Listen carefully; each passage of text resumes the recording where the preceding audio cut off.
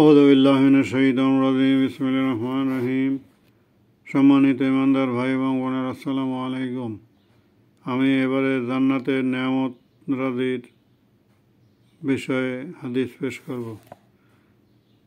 বিসমিল্লাহির রহমানির রহিম। আবু হুরায়রা রাদিয়াল্লাহু তাআলা আনহু থেকে বর্ণিত, রাসূলুল্লাহ সাল্লাল্লাহু আলাইহি সাল্লাম বলেন, আল্লাহ তাআলা বলেছেন, আমার সৎকর্মশীল বান্দাদের জন্য আমি এমন সব জিনিস তৈরি করে রেখেছি,